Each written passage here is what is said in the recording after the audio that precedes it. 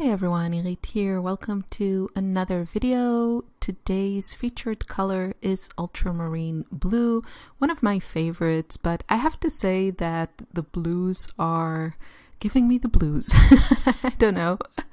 It's been kind of challenging to use them as a main color, but yeah, I'm doing my best. So this was kind of my inspiration. I started just painting some flowers, and then I was inspired by these I don't know, I want to say that they are French in origin, but I don't know, there's this whole style of, china dishes and fabrics that feature this kind of blue and then usually just white with it, and it's kind of like a romantic, I think more Victorian era type of thing. What am I saying? I have no idea, but I have in my mind kind of an image of what I'm thinking about, but I don't know enough about design and, the history of design to actually tell you the right words for it. So names, whatever. But that was kind of what I had in my mind. Okay, so I went a bit. I checked with Google, and I admit today, I don't know, I'm just not in the state of mind that really allows me to focus on things like white and blue china. But it seems like this whole, art of creating porcelain or ceramic blue and white dishes originated from China. I want to say 14th century. Correct. I looked on Wikipedia. You remember, I was a child of the 80s and then a teenager in the 90s. And only when I kind of finished high school and started university did we really work with computers.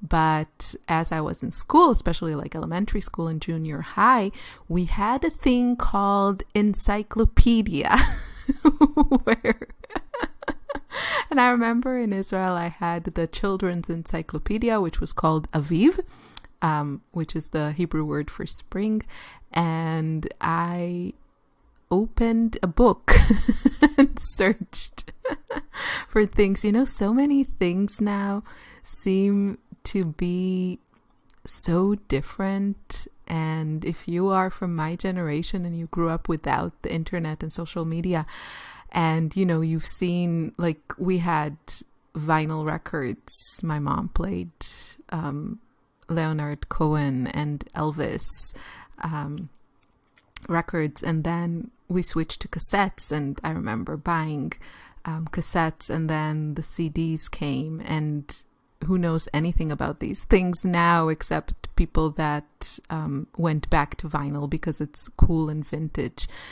Yeah, so many things changed. So, and then it came to Europe a few centuries later, and I don't know, what I have in my mind is kind of the romantic French countryside wallpaper and blue and white porcelain dishes when I painted this. So I decided I really wanted to keep this kind of minimal color-wise. I wanted the blue to be a very, prominent feature here.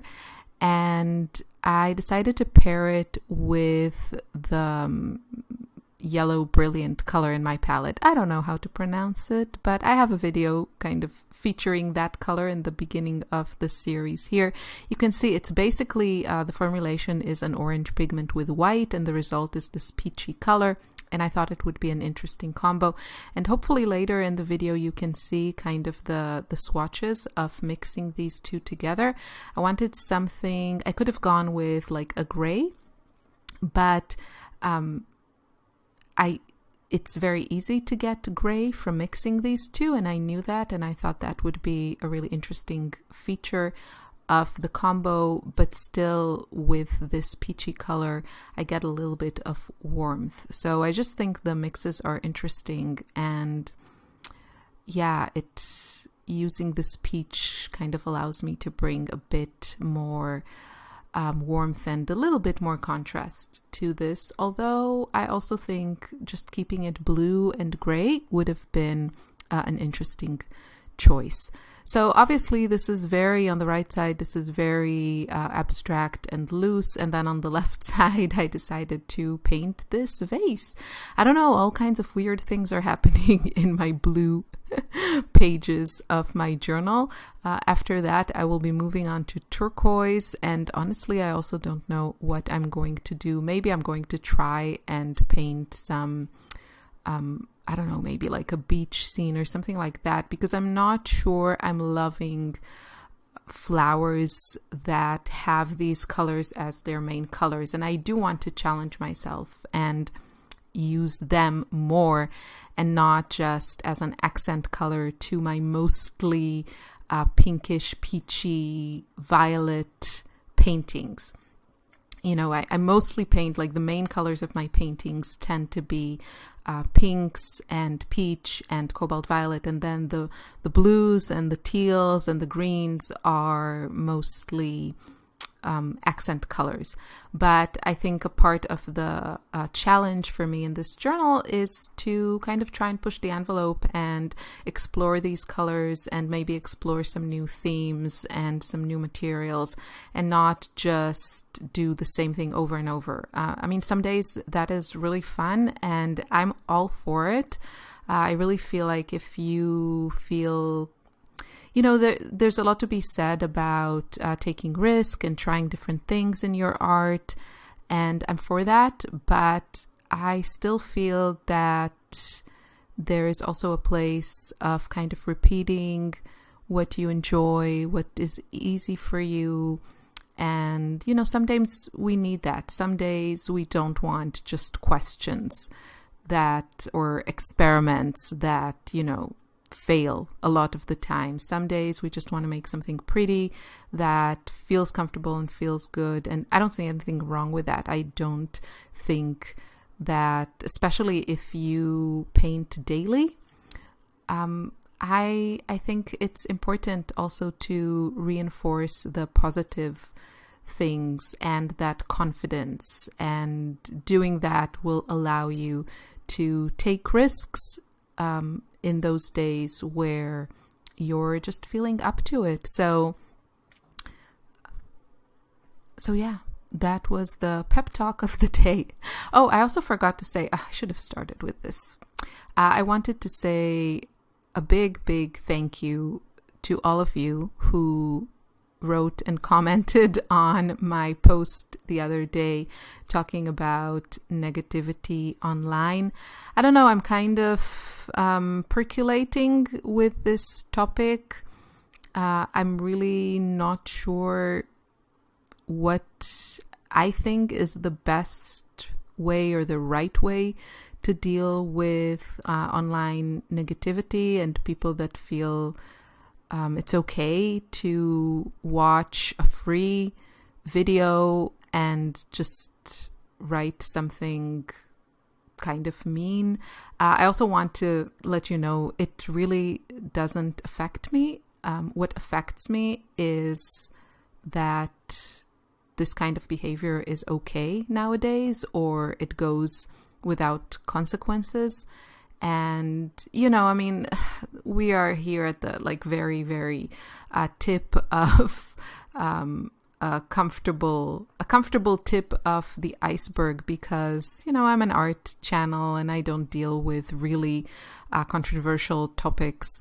I mean, we can argue about which brand is the best and it could get ugly, but, you know, this is still quite a very conflict-free place on the internet. But, you know, it starts somewhere, and I don't know. But yeah, don't worry, it doesn't affect me. I'm going to continue doing what I'm doing. There's no way that a few stupid comments will ever stop me from sharing my passion and hopefully inspiring you and bringing you some joy and escapism during these hard times for many of us. I'm very lucky, I'm very privileged. The Corona. I'm currently living, I'm scared to say these things and not like jinx it or anything, but Austria has dealt with the crisis very well, in my opinion, and life kind of got back to normal. The big difference for me is that usually in the summer I travel somewhere. Usually I visit my family in Israel, and this year I can't do that, which means that I am going to be home with my kids while my husband is working, because he can't take just 2 months off work for many weeks. And it's all good, but means less time for painting. It's just like a different summer. And of course I miss my parents and my family, and I wish we could spend time together. We're breaking records of not seeing each other. Usually I'm lucky and my parents and my mom visit us quite often, but now it's impossible in Israel. The virus is kind of breaking new records, sadly, and they're not allowed to come into Europe. So here's a close-up of blue flowers. Reality is crazy. But anyway, thank you again for all of your support and also for the great book recommendations. I hope you enjoyed this. I'm glad to read that a lot of you are enjoying this daily series. And I'll see you again very, very soon in another video. Have a great day. Bye.